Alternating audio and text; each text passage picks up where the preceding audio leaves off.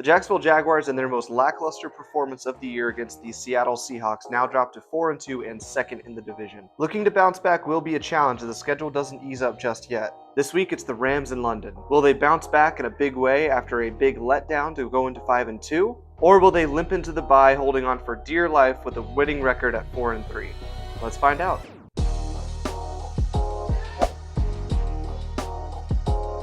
Hi, welcome back to Jags Japan. It's the Week 7 Jags preview show that we do here every week. We're going to run through it all. More analysis after that very lackluster loss to the Seattle Seahawks. A quick rundown around the AFC South and some Jags storylines I want to go into. Obviously, we had a trade last week I want to go over, some possible future trades that we might encounter. And then we're also going to break up this upcoming matchup against the Rams, a very, very good team that I'm definitely excited to see how the Jags stack up. But first, let's talk about what happened Sunday, and as always, we're going to look at the positives first. This is not a time to panic as Jags fans. We're still 4-2. I know that loss kind of left a bad taste in everyone's mouth. It kind of felt like the whole day that the Jags weren't going to win that game. It just, I don't know, I had a feeling. I kind of woke up that morning and felt like, the Jags aren't going to win this game. We're not going to go to 5-1. That just doesn't feel like, even though as good as this team has been, it just doesn't feel like this team is going to be a 14-3, 13-4 team. If they win this week to go to 5-2, I think that, they could have a chance to be an 11 or 12 win team and really be one of the top, either the top wild card or possibly winning the division and being a top 3 seed. That would be amazing. I think this team is just not at that level. I don't look at this team on the same level as the Bills or like the Colts right now or the Eagles or the Lions or, those top cream of the crop NFL teams. I think they're kind of in that second tier. I kind of said that in my post-game show that even in the AFC, I kind of look at them as that second tier team. I think you have your top teams first. I think you have your Bills, even though they just lost Monday night to the Falcons. I think you have your Bills, your Steelers, your Colts. Who's winning the West right now? Chargers.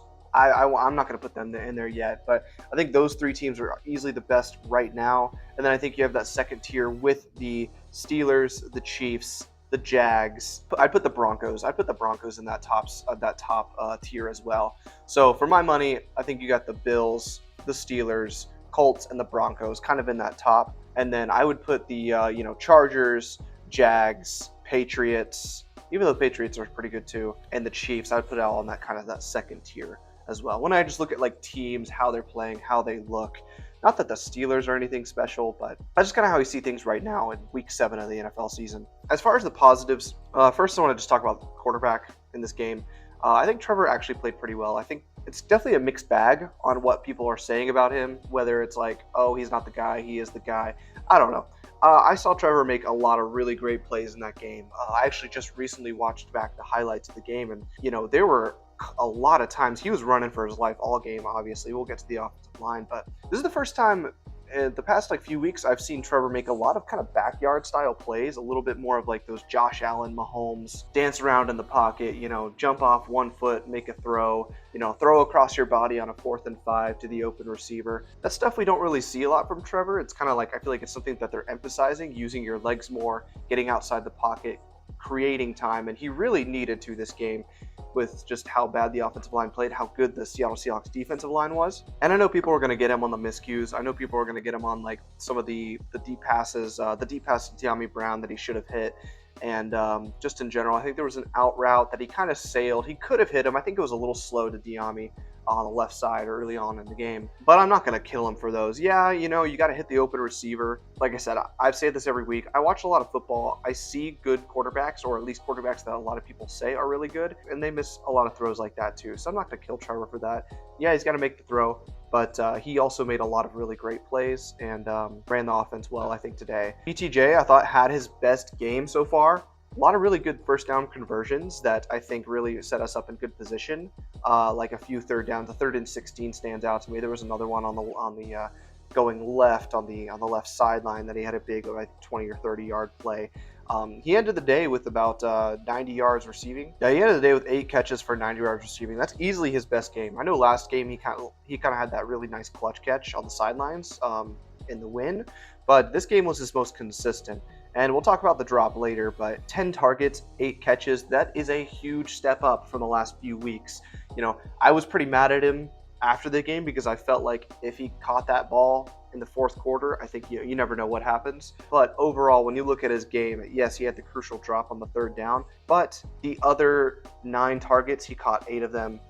And he had a really solid day overall and got his first touchdown. Defense, I thought, really played well. Outside of 3 or 4 big plays, I think they had a good game. I think, obviously, the Jackson Smith-Njigba touchdown, and I think there was 2 other plays from Jackson Smith-Njigba that they got on some over routes, some long developing routes, and then obviously the last play of the game, the Shanahan special oh crap play at the tight end that comes all the way around the field when everyone's going that way and he's open for like 60 yards. They got him on that one. I think Liam Cohen even said after the game, was like, yeah, they caught us in a defense that they were prepared for, and they had the right play to beat that defense. So it's kind of like more like hats off to them. And it's not like this defense is supposed to be some lockdown defense. I think they're a great bend but don't break defense that also gets turnovers. Problem is, this game, they broke 2 times specifically, and they didn't get any turnovers. Early on in the game, they had a really good goal line stand to kind of force them to only get a field goal. And then in the fourth quarter, they got 3 crucial 3-and-outs to set the offense up to win the game, or to at least tie it. You can't really ask much more. In the fourth quarter, they're down by 8, and the defense bows up and gets the stops.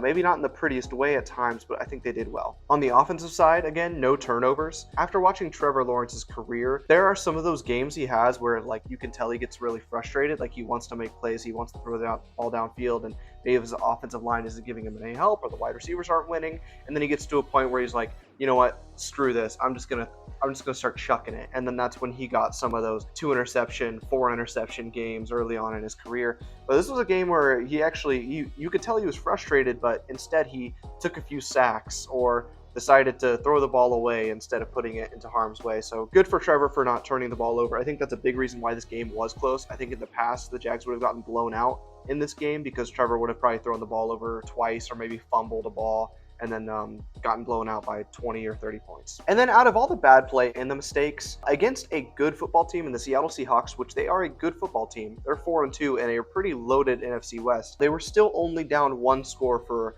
basically the entirety of the fourth quarter. And after that touchdown coming out of halftime, the defense didn't give up anything else basically the rest of the game. So yes, I do blame the offense for this loss and special teams. I think the defense did enough, but I think all in all, really good team who plays well on the road, somehow won like 10 straight on the road. That's crazy. That like needs to be studied for a out west team to be able to be that good on the road. The fact that they made it close, I think, is still a good sign, because that feels like a game they would have lost very handily, but they at least had a chance at the end of the game multiple times to win it. So at least that's good. All right, now for the negatives. There's a lot I want to go here. I don't know what it was. I just felt like there was not a lot of energy on the sidelines or something. Like, I don't know. Maybe it was just me sitting at home. Maybe I was just having a lazy Sunday morning. But like I said, it just felt like the Jags weren't going to win. I didn't see the spark. After that Monday night game, you just could tell it was like, we were in for a little bit of a letdown. I don't know if it's complacency because we were 4-1, and it's like, gosh, 4-1. We, as Jags fans, since growing up, I mean, they were 4-1 back in 2007, but like, I was 8 years old. I barely remember that. And I think there's the Seahawks, I think they looked hungry. They came off an emotional loss last week. And we saw that. Teams that had a very tough emotional loss from the week before came back and won handily. Or the Seahawks last Sunday, and then the Chiefs on Sunday night after that emotional loss to the Jags. They handed the Lions their second loss of the season in a really good game for them. But getting into some of these negatives, I didn't understand what the plan was for Jackson Smith-Njigba. I know that he's obviously their best receiver. He's one of the best receivers in the National Football League. I don't know what their plan was to really stop him. I feel like the Jags didn't really have an answer for him, and it's obvious given the stats, 162 yards receiving. And also, what was the plan for Greg Newsome in his first game? I didn't know the snaps. I only saw him on the one play, and he gave up the big touchdown. I read somewhere that was his only snap all day. There's no way though. Yeah, I'm not sure. I don't have those stats in front of me, but he's new and everything. But like, hey, you just got here on Friday. Okay, go cover JSN in your first game back, and of course he gets burned. So I'd like to see a better plan for him. I'll talk about the trade soon, but yeah, I'd like to see a better plan for him in the future. On the offense, no run game at all. Terrible offensive line play. I'll just say it right there. I mean, after a week where I think they played a lot better, or I thought the pass protection was good, and I mean, obviously all season they've been a huge bright spot. Kind of unbelievable how good they were playing. So I guess you could say they were due for a step back, but I don't know. They didn't give Trevor any time back there. and there was no push up front. Now, Seattle's D-line is incredible. I mean, they got a stacked, loaded defensive line. You know, if they were going to have a letdown game, it would be this game, but to be that bad, 7 sacks at home, that's unacceptable. To be starting out the season as one of the best rushing attacks in the NFL, I think at one point they were #1 rushing offense 4 weeks into the season. They only got 59 yards on the ground in all, and 9 of them was Trevor Lawrence. So ETN 2.3 yards a carry. That just can't happen if you want to, you know, establish line of scrimmage on offense. If you want to establish the run game, I think our offense does run through the run game. I think everything they want to do is set up by gashing people in the run game and then setting up play action pass and, you know, getting people going one way and then going to another way. If they can't establish a run game, it's obvious that, not that Trevor can't elevate and get the offense going, but it's the passing game. Because obviously last week we saw Trevor still find a way to win and get the passing game going. But I just think the passing game in general, whether it's just the receivers not on the same page, the pass protection being lackluster last week and this week, and then maybe Trevor not being totally having his best game, I think just combines for a very lackluster offensive performance. And I've seen some highlights of, like, you know, Trevor back there where he snaps the ball and he has no time to go through his progressions. He's too busy. The rush is already there. He's got to dance around in the pocket and try to make a play. That just can't happen if they want to run a functional offense, which an offense that's already been a little bit dysfunctional, a little bit kind of weird. It's a new system. A lot of kinks are working out. The last thing that they need is for the offensive line to give them even more troubles. And then I really thought the passing game would have a good day today. I guess I underestimated how good Seattle's defensive line was. I thought they would be a huge factor in this game, but they beat up the offensive line so much that our wide receivers didn't have time to even get through their routes to feast on a terrible secondary. Not to say they're terrible. I think their coach, I still can't remember his name, Mike McDaniel, Matt McDaniel. I don't know. One of those MM combinations. Like I said, they were starting Shaq Griffin at corner. I don't care. If you're starting Shaq Griffin at corner, Parker Washington should feast off of you. De'Ami Brown should feast off of you. And BTJ did have a really good game, but it was more of a volume day for him, and it just didn't feel like, I was expecting some more big plays in the passing game. And it was obvious that Seattle's D-line knew that and stepped up to kind of get Trevor off rhythm and to get there within 3 seconds so he wouldn't even have time to let the routes develop downfield. And our wide receivers should have had a much bigger day. And it's a little bit of a concern. I wonder, is this just a fluke? Is just our wide receivers, didn't have time to develop the routes down the field? Or is this a bigger problem and the Jags might need to look maybe for a possible wide receiver change in the future? We'll see. Cam Little, Jaguars have a kicking problem. I didn't want to say it the first few weeks. That was rough, going through the little bit of a rough patch, missing a few kicks here or there. He made a great kick against Kansas City.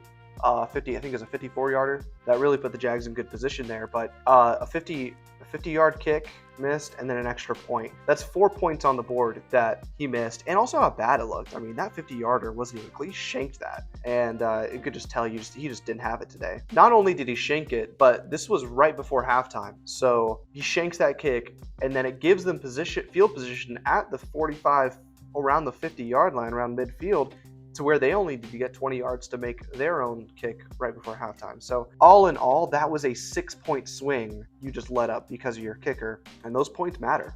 Extra points matter. If he makes those 2 kicks, I think they don't go for 2. I think they get another point. That's 5 points on the board in a game that you lost by 8. 5 extra points gets you to a point where all you need is a field goal and the whole feel of the game changes. So you can't have that. Got to make your kicks, or we got to find someone who can. I'm not saying we need to give up on Cam Little. He is a very special talent, and the last thing that you want is him to get cut or for them to move on from Cam Little, and then he goes to, who's having kicker problems? Indianapolis. He goes to Indianapolis and becomes an all-pro, just like Jason Myers did. He was on the Jags for a while. He couldn't make anything, couldn't hit the broadside of a barn. He gets cut. Seattle picks him up, and he becomes an all-pro kicker. Insane. And speaking of that, what I was talking about is that the Jaguars lost that middle 8, that 4 minutes before half and that 4 minutes after half. When you look at that, I think that's kind of where games are won and lost. I think they're won and lost in the middle 8 in the fourth quarter. And I think the Jaguars losing that middle 8 kind of set up for a disappointing fourth quarter. When you think about, Jaguars had the ball down, I believe, 10-6, and they have a chance to make it a 10-9 game right before halftime. Instead, they march down the field. Trevor gets sacked by for 10 yards. Cam Little misses the kick, and then Seattle goes 20 yards and they get a 53-yard field goal themselves. And then they get the ball back in the second half. Then they march down the field, long drive for a touchdown to Cooper Kupp to make it 20-6. And they kind of held on to that lead the rest of the day.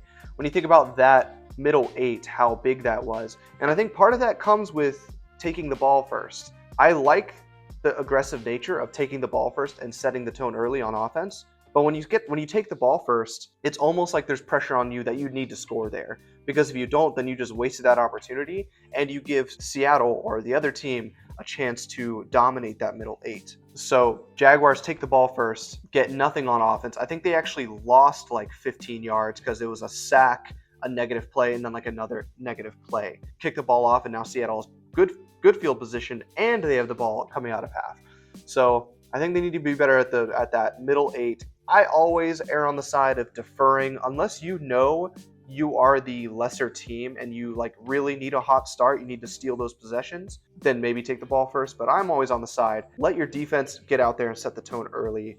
Dominate that middle 8 in the fourth quarter, and that's how you win games. Again, Travis Hunter, slow day at the office again. It's just the way things are. I don't really know what else to say. We talk about it every week that Travis Hunter's not getting the ball enough, that he's doing this, he's not doing that, blah, blah, blah. I think he actually played pretty well on defense, I will say. Obviously, the microscope really isn't on him on defense because, they could just not throw the ball. But whenever I saw him on screen, I thought he was playing really great coverage. I think he did have a pass breakup in the game. I think he played pretty well overall. But on the offensive side, you would just love to see him get a little more than 4 receptions for 15 yards. I think they tried to force it down the field a little bit, but how about scheming up something down the field? Because I really think if you can get this guy the ball with just a little bit of space, you see what happens. The one time he caught the ball and he didn't have 10 defenders around him, he made a guy miss and got a first down and was dancing, electrified the crowd, everything. We have to figure out a way to get him the ball in space. And I'm really looking forward to that down the road. And maybe this is just a first year thing. He's a rookie. They're just trying to get him acclimated. I believe in that. Start him off slow. Make sure everything's okay. Make sure he can get used to this game and everything. Don't put too much on his plate. But at least a few times a game, can we get some 15+ yard completions? Maybe draw up something to where he goes one way, everyone goes another, and then he gets the ball with no one around him, and then he can juke out players and maybe make a run for the touchdown, because that's what he's built for. That's what he can do. And contested catches as well, he's pretty good at as well. I'd like to see them kind of get him more involved in that way. So it's just a little disappointing again for another day where it's he only has 15 yards receiving. I think he's going to be a great player. And I'm going to be patient and everything, but I like to see a little more, selfishly, just for myself. And I think he can really help the team too. And then speaking of the fourth quarter, 3 straight 3-and-outs in the fourth quarter with the game on the line. Offensive line wasn't giving Trevor any chances. I think they got their last 3 sacks on those drives. Obviously, BT had the big drop on that third down on one of them. That was definitely very disappointing. The defense really held up strong, got a bunch of key stops in the fourth quarter, and the offense couldn't do anything. Even if they were just to get field goals on each of those drives, they would have had a chance to win the game, possibly. It is what it is. Another thing we got to talk about is our defensive line. We could only get pressure when we sent the full house to stop the Seattle Seahawks. I mean, Darnold was back there patting the ball, play action. He had all the time in the world to let those deep overs from JSN develop. And you could say that was kind of the difference of the game, was the Seattle offensive line versus the Jags offensive line. I mean, he had all day back there. We had no pressure off the edge. They were doing everything to stop Josh Hines-Allen, and we had really not a lot up the middle. And the only time we could get pressure is when we sent a zero blitz. That's 2 weeks in a row where we haven't seen a lot of pressure. And I mean, the key to that is Trayvon Walker's been out. And so it's if he's going to be out, not fully healthy, can we really rely on this defensive line to get some pressure back there? So Campanelli's going to, have to go back to the drawing board and figure out a way to get some pressure on these quarterbacks, or we're just going to get eaten alive in the secondary. And then also kind of a huge blow to this defense. Devin Lloyd kind of went out halfway through that game, and I feel like he's kind of the defensive magic spark. It's when he's on the field, this year at least, it feels like something good is going to happen. And seeing him off the field was kind of deflating, I felt like. Not to say that Ventrell Miller played bad. I think he's a really solid linebacker, and I think I think he plays well and has a lot of energy and stuff too. There's something about Devin Lloyd's athletic ability, and he's just been in the right place always at the right time. And I think having him off the field was a huge blow. I think before the season, if you would have said that we're 4-2, I think everyone would have taken that in a heartbeat. And that's still great for how kind of rough the schedule's been the first 6 weeks. But I understand losing a game kind of leaves a bad taste in the mouth. And it was more of the look. It was kind of the lack of effort at the end and energy. Still no consistent passing game. Offense is still a little bit of the problem, even though we brought in an offensive head coach. We thought we had all the weapons we needed, number 2 pick in the draft. We thought we had everything we needed to have a great offensive year. And it's 6 weeks in, and we still haven't seen anything really consistent. At some point, you are who you are, and I think that this offense will get better, but it's a little cause for concern. I think I'm looking towards after the bye week, weeks 8, 9, and 10.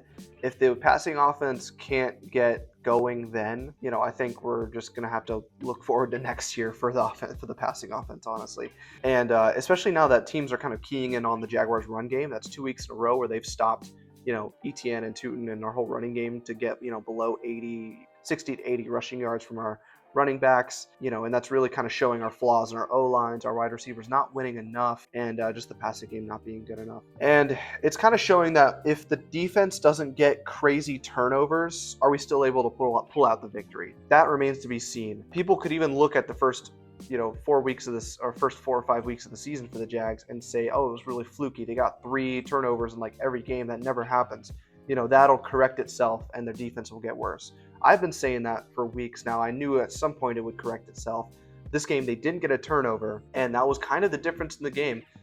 There was one moment where I thought it would happen. I think there was a tipped ball, and it hung up in the air forever, and you saw Eric Murray right there. I thought for sure he was going to pick it off, and boom, we're going to get the ball at the 20-yard line, and we're going to tie this game up, and it's going to be close. But it didn't happen this time. So I'd like to see, is that going to be the kind of formula to beat the Jags? Just don't turn the ball over. Or are they going to have to find other ways to win? But we'll see. I still think Jags are a good football team, and I think they'll probably make the playoffs. Maybe not the division, because the Colts just seem like too good right now. We'll see in December, possibly, but I think they're still going to be a good team this year and going to get maybe 9 to 10 wins at least. But this next week is going to be a challenge for that as well. So we'll get into that soon. For that, we're going to go around the AFC South, do a quick rundown of the Week 6 results. All right, the Colts beat the Cardinals. The Jacoby Brissett-led Cardinals. Let me see the scores for this. They won 31-27. It was a lot closer game than I thought. Actually, I think I definitely expected the Colts to really dominate this game, but the Cardinals kept it close. And but at the end of the day, the Colts are just kind of hitting on all cylinders right now. It's pretty clear, like I said, they are the best team, possibly in the AFC, and they sit at 5-1 in the division and number 1 seed in the NFL, which is just crazy to think about. And you just look how good they are as a complete football team from top to bottom, from offense to defense. They can run the ball, they can throw the ball, they can rush the passer, they can stop the run. They have good linebackers and they have good secondary. So, is this just have they peaked early on in the season with an easy schedule, or is this who we are? That's still going to be my question up until basically the whole year, maybe up until the postseason. Expecting, okay, when's that drop off? When is Daniel Jones going to show who he is from the New York Giants days? When is, their luck going to catch up for him? So we'll see. Not that they're lucky. I think they're just playing really good football. The Titans are terrible. They just fired their coach this week. What was his name? Canellis? I forget his name. Callahan? I don't even know. He was doomed from the start of this year, really. Just a bad team. And then the Texans were on a bye. So that's kind of it for the AFC South this week. All in all, I think it's almost lining up to be just like, this is the Colts year. Not that I don't know if they're going to go to the Super Bowl or anything like that, but it's just like the stars are aligned for the Colts to go on like a crazy, 15-2, 14-3, 13-4 year. I think until we play them in December, they're gonna be at the top of the division. So don't expect them to just fall off and lose like 3 in a row and then Jags take first place until possibly December. But that will be the deciding factor when we play them twice in that month. But yeah, that's the AFC South. Not much else to say there. Just another week of the Colts being on the top. Jags are right there, still fighting for it. And then Texans and Titans are also just kind of there. As far as NFL news stories this week, I did want to touch on the trading of Tyson Campbell for Greg Newsome. I think that was a very interesting move, to say the least. The Jags traded Tyson Campbell to the Browns for a 6th-round pick, and the Jags got Greg Newsome and gave up a 7th-round pick. As far as the comparison of the players, to me, they're kind of the same player, except apparently Greg Newsome is a little bit better when it comes to zone coverage and kind of fits our defense a little bit better, while Tyson Campbell is a more man-to-man corner. Usually, I like to side on having that man-to-man corner because those are kind of rare to have, so I was a little surprised, but Tyson has not had a great year so far, I would say. And when you look at the past really 3 years, this year, last year, and the year before, you see a lot of injuries and inconsistent play. 2022, he had an amazing year. I think he was one of the top corners in the National Football League. 2023, he was injured for half the year, and then when he did get in the game, I just have memories of him being like absolutely burned by Jamar Chase down the sidelines for touchdowns. And then last year was also a very lackluster year. He was out for most of the beginning of the season and with a hamstring injury, and was just kind of like not the same. So if Greg Newsome can just be healthy and solid corner, I think he's already better than Tyson Campbell, because Tyson Campbell was a guy that at this point can only be counted on to play maybe 10 games of your year, and those 10 games aren't even going to be that good to begin with. So I like that they're not settling and being like, hey, we can upgrade this position, we're going to upgrade it. Now, obviously, when he was in the game, he didn't do a lot. In fact, he actually gave up a huge touchdown, but I think as he gets used to the defense, I think he'll be a solid piece. And where does this fit in with our secondary? Because obviously he takes over Tyson Campbell's role, but does that mean that Travis Hunter is kind of our number one corner for now while Greg Newsome gets up to speed? Possibly so. I didn't like the timing of the trade. I thought if we were going to make a trade like this, maybe at least like by bye week, because it was obvious that they were not ready for Jackson Smith and Jigba, and they didn't have a plan for him. I thought Monteric Brown did okay against him, and I thought Travis Hunter did okay against him too. So I thought, if anything, maybe put Travis Hunter on them and see what happens first, and then if he struggles, then maybe put in Brown. But I just didn't like their plan for him. Obviously, he torched us, and he was a big reason why they won. And I think the Greg Newsome trade, I think, will work out. It is a little weird because this is his last year. He's an unrestricted free agent after this year, so I'm just wondering how good does he have to play for the Jags to re-sign him, or did we really just get kind of like a half-year rental on a guy, and maybe he leaves next year? I'm not sure, but very interesting trade. But hey, in Gladstone we trust. Right, I think he's doing some good stuff, and I think he's cooking up some good stuff too. The Jags have moved a bunch of contracts around, converted a lot of cap numbers to signing bonuses to free up a lot of cap room. I think I saw recently the Jags have upwards of $12 million of cap space. All of that signals to them trading for someone, either trading for someone or signing someone to a big deal, but that would be an extension, so that wouldn't count for this year. Yeah, all the signs point toward they're trading for someone. I think they're trading for someone big. When you look at this roster, what are some potential trade opportunities? It's funny though, the first thing that my mind goes to is wide receiver. I know it's kind of weird because it's like before the season we thought that was our strength, but 6 weeks through the season, yeah, BTJ is kind of getting back into form. He's had his best game. Travis Hunter has showed some highlights, but it's clear that they don't have a big role for him on offense yet. De'Ami Brown has just been okay. He's been a little injured, and he's been just okay at some spots. I think he's like just a better version of like Gabe Davis, maybe kind of like just as good, or if not a little less than like Zay Jones was in 2022. And then Parker Washington is coming along. He's doing better, but I think having a true outside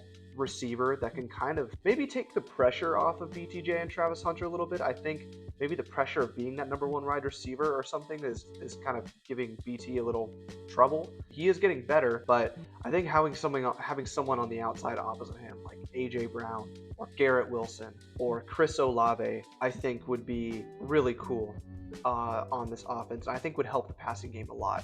Obviously, it's asking a lot to get a new wide receiver and then like that wide receiver to be, in the offense and up to full speed by maybe after the bye week.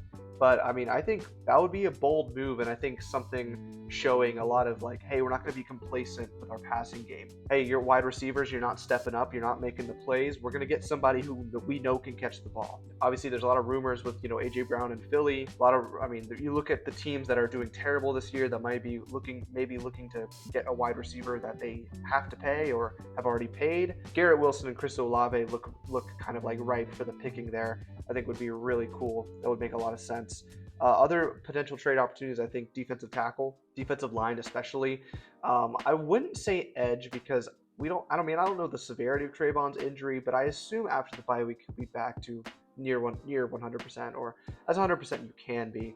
And we're gonna have to pay Walker after this year. We're gonna have so much money tied up. So are we really gonna trade for someone to have like a big money deal, or someone we have to pay for? Obviously getting more help on the edge would help, but I think it has to be interior D line if anything. There's obviously new rumors about the Tennessee Titans with Jeffrey Simmons. That could be an option. Quinnen Williams with the Jets would be amazing as well. I just think something's coming. And they already traded for a corner, so I think secondary's off the table. Maybe a safety, but honestly, I think our secondary, besides against the Seahawks, I think that they've been pretty solid. And as Greg Newsome gets back in the fold, I think it's going to be a really solid secondary, or a lot better than I thought coming into the year. The D-line has been the issue the past few weeks, especially the interior, so I think maybe we get an upgrade on Mason Smith or Eric Armstead in the middle, or maybe while Trayvon is getting back up to shape, maybe we get a really elite solid pass rusher to go opposite Josh Hines Allen to kind of take some pressure off him a little bit. But I think a trade's coming. Something big's coming. I can tell you that. And I'm filming this on a Tuesday afternoon, so it could come out tomorrow morning. Jags trade for like Quinnen Williams or something, and I'm too early on it. But if they do trade for someone, awesome, because I think the Jaguars definitely, if they want to be a contender this year, I think they need to make a move, kind of like they did in 2017. 2017, our defense was awesome. We were doing well, but we were kind of like, 3-3. We had the makings like, oh, maybe we could. And then they made the trade for Marcel Darius, and that put our defense over the top. And then we started just like destroying people down the stretch of the year. And that's really what propelled us to be, almost a Super Bowl team that year. So I think if they really think they can make a run this year, then I think they go make a trade for someone. We'll have to see on that. I'm excited. But anyways, let's get to this Rams matchup. Jaguars versus Rams. 9:30 a.m. This is the London game. Now, the Jaguars' record in London obviously is a lot better compared to being at home, or especially being away. So a lot of people like to say like, oh, the Jags own London. And I think it's true because at least they've done it every year, so they just kind of have the routine down. They are switching it up a little bit. They actually left yesterday, which is a little different. I thought like, oh, why would you change anything? But that's just the way they decided to do it. Obviously, I think this is the Rams' first time playing in London. I could be wrong about that, but the Rams are a good team. The Rams, before the season, I had this as an automatic loss. One of the few games, I think there was like 3 or 4 games on the schedule where I was like, oh yeah, no way the Jags are winning this game. It was San Francisco 49ers out west, Kansas City Chiefs on Monday night, and the Broncos out west. And this game. So those are the 4 games I thought like, oh, those are for sure losses. Obviously things change with those 2 of those for sure losses turning into wins, the San Francisco and Monday Night Football against the Chiefs. So that changes my mind a little bit, but let's see how this kind of like matches up here. As far as injuries, getting into that first, the Jaguars, some really key injuries. Just found out today, Devin Lloyd will be out. So that's a huge blow to our defense. He's kind of been the real heart and soul of our defense, making plays, giving the spark, but he's going to be out, so that's unfortunate. Taking his place will be Ventrell Miller, which I do believe in Ventrell Miller. I think he showed a lot of flashes last year. I think he's a pretty good player, but I don't know. I don't think he has the spark, the amount of playmaking ability that Devin Lloyd has, so it'll be interesting to see how our defense looks after that. Blow to our defense. And then on offense, Robert Hainsey is still questionable. It would be awesome to see him go. I think Jonah Monheim definitely struggled. It was obviously pretty tough for him to come in, and your first game you have to go up against Byron Murphy and Leonard Williams. Like, that's tough for anybody. So I think he struggled a bit. I do believe in him. I think he could be maybe the center of the future in a few years, but Hainsey's been playing amazing, and I think his presence on the offensive line has been felt. So I hope he can give it a go, but we'll see. And then on the other side, on the Rams, obviously there's some huge news about if Puka Nacua will be playing.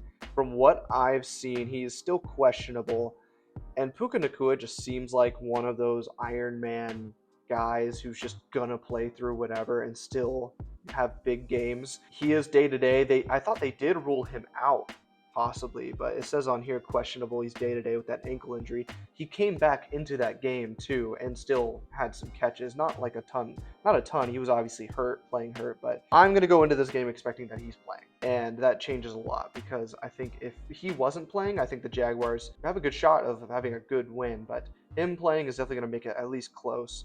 And then other injury news, Tutu Atwell is also questionable, and so is their backup running back Blake Corum. And then on the defense side, that Omar Speets is questionable as well. But nothing super substantial. Like I said, if Puka Nacua is out, their offense really runs through him. So like if he's out, that is huge. But if he's in, they still will have a hard time, I think, because he really elevates that offense. And if he's not entirely healthy, then that's definitely going to slow down their offense. But let's get into kind of the matchups here. Jaguars offense versus Rams defense. When I look at this Rams defense, they are good, man. Like, okay, we thought that the Seahawks was a tough test for the defensive line. This one legitimately might be better. When you look at the edges, Braden Fisk, Byron Young, Jared Verse, I mean, those are Pro Bowl. Jared Verse might be, an all-pro caliber one day. And Byron Young on the other side is excellent as well. They look intimidating. Whenever you watch a Rams game, you see number 0, you see number 8 on the edges standing up, and they look menacing, and they come at you fast, and they always bring the pressure. So our tackles had a rough day against Demarcus Lawrence and Jaron Reed. Expect a tough day at the office again with these linebackers coming at you. And then of course in the middle, like I said, Braden Fisk is a great player in his own right. Kobe Turner's a good player. Poona Ford is great in the middle. Their defensive line structure has been incredible. That all of them are really young and they're all really good. To them, that is the big dogs in the front. And then you look at their linebackers. I mean, Nate Landman is having a great season, having a Pro Bowl season so far. If Omar Speets isn't in there, then that's big for them because he's a really good linebacker as well. And then you look at the secondary, and the secondary is a place where I think that the Jaguars can kind of pick on a bit. Now, I said this last week against Seattle, so even though the secondary isn't the best, I think Emmanuel Forbes and I think Kobe Durant, I think you can pick on them a little bit. They're pretty good at safety. I like Cameron Kitchens, and I like their nickelback and Quentin Lake. To me, it doesn't really matter how good their secondary is because their linebackers and their whole front seven is so good. Might be one of the best in the game. For me, the keys to this game is really just you got to run the ball. This has to be a game where the Jaguars run the ball. If they can't run the ball in this game, they have no shot at winning because I think you get into obvious passing situations, they can scheme up some crazy coverages in the back end, and their pass rushers can get after you. And how bad our offensive line played last week, it could be worse this week if they don't slow down this pass rush by running the ball. And that's going to be my key to this game, is just run the ball. Flipping it over on the defensive side, Jags defense versus the Rams offense. Now, obviously, a lot of this hinges on if Puka Nacua is going to play. It doesn't look like he's going to, but like I said, I don't know. It just feels like he's going to play. He's just one of those guys who's just going to suit it up and tough it out and still have somehow an 120-yard game and a touchdown. But the key for the Jaguars defense to stop this Rams offense, really just their wide receivers. You got to be able to figure out some way to cover these wide receivers, whether Puka's playing or not. You can't let them beat you. You can't let Devontae Adams. You can't let Puka Nacua. You can't let Tutu Atwell run free all day. They have a pretty good running game in Kyren Williams, and their offensive line is pretty solid as well. And Matt Stafford, I think, is a top 10 quarterback in the NFL. He scares the heck out of me because he's so experienced. He's so talented. He can just get into the right play, make the correct throw, make the good read, and he can also hit you with those deep balls, those deep shots as well. So when you break it down, it's like, dang, they have their top to bottom Rams are just a solid team. That's why when I looked at them before this year, I said there's no way the Jaguars are winning this game. And looking at it now, I'm just like, yeah, this is going to be a tough one. Whether we're in London, home, away, East Coast, West Coast, Rams are a good team.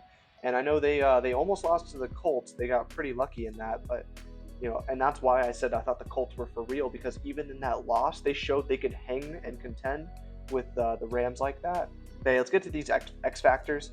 X factors on offense. I'm going to go with the offensive line. I think this all really hinges.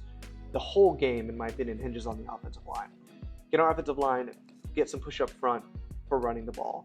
I think if they can do that, I think it sets up nicely for Trevor and the offense to have a bounce back day. But if they can't, then I think the Jaguars could end up losing this pretty handily, because I don't think the Jaguars are going to be able to move the ball on this defense just through passing game. With as much as the passing game has let us down this year, we got to run the ball, and our offensive line has to protect Trevor, has to create holes in the run game if we want to win this. And then defensively, I don't really know where to go with this one, but I'm going to go Jordan Lewis. I think Jordan Lewis has had a very quiet, well, not early on he did really well, but quietly really solid campaign so far this year. And I think with Lloyd out, you got to have someone else to be that spark plug, to be that playmaker, and he's made a lot of really good plays so far this year, and I'm going to look to him to kind of make that game-changing play on defense. Whether it's covering Tutu Atwell in the slot or Devontae Adams, to make a play to kind of flip the momentum and get the offense back on the field. I'm going to go Jordan Lewis because I think, like I said, if we can shut down these wide receivers, then I think that bodes really well for our defense, and I think Jordan Lewis can be a big part of that. All right, prediction time. So after last week, Jaguars letdown loss to the Seattle Seahawks, definitely kind of deflating after such a big win on Monday night. And the bye week's coming up soon, going to London. Rams are a great team, and I think one factor in this that you got to think about is the mentor versus the student factor. Sean McVay versus Liam Cohen. Liam Cohen, who looks up to him in so many ways. I think the Rams are just a team that just can hit on all cylinders, and I think they're a legitimate Super Bowl team. In this game, I think the Jags keep it close, but I'm going to Rams 24, Jaguars 20, and the Jaguars lose. Like I said, when I look at the roster top to bottom to the Rams, I just don't see a ton of holes on offense or defense, and how the offensive line looked to me on Sunday against Seattle, it's hard to have faith that they're going to stop this group as well. They've done well against other front sevens before. They did really well, I think, in Houston. Even though they didn't have the best game, they did enough to win for us to, at least run the ball a little bit and create enough time for Trevor to get to his routes. But I think after last week, Hainsey probably not playing, or at least playing to 100%. I think they get off to the Jags. Probably another 5-sack day for Trevor. I think they keep it close, though, because I don't think this team really is going to get blown out by anyone this year. I think they will have a chance possibly to win it at the end, but then possibly maybe a strip sack from Jared Verse or Byron Young to kind of put the game away in London. So that's my prediction for this weekend. We'll see what happens, but I do believe in this team. This is a game they can win. Before I would have said that there's no way they win this game. The Rams are too good. But I've seen enough to think that the Jaguars are good enough to be in every game. They're well coached enough. They're talented enough to really stick with any team. But I just think that the Rams are just a notch better. They're in that, in my opinion, the Rams are in that cream of the crop NFL, and the Jaguars are in kind of that second tier. So, but hey, let me know what you guys think is going to happen. Big picture outlook, if the Jaguars do fall to 4-3, it's a little concerning because they just lost 2 games going into their bye, but I think the bye week is coming up at a good time. I think the Jags need a break. I think they've played a really tough schedule, a lot of physical games, and starting to get a little injured, and I think the bye week after London is going to be great for them, and then they have a much easier schedule coming out, and I really think even if they're 4-3 after the bye, we would have all taken that before the season started, and I think we really have a chance to get a solid 6 or 7 wins down the stretch and really get us to double digits, get us at least a wild card. But let me know what you think about the state of the Jaguars right now. How are you feeling about this week against the Rams? Maybe who do you think the Jaguars might trade for soon? And just what your thoughts are on the team overall. And as always, stay tuned for more Jags Japan content for the post-game show. I'll have it out a little earlier since it's early morning kickoff. So hopefully I'll have that post-game show out around 2 or 3 o'clock, hopefully. But we'll see what happens after that game, and we'll see where we are going into the bye week. So thanks for watching. Thanks for supporting the channel, you guys, and go Jags, and I'll see you later.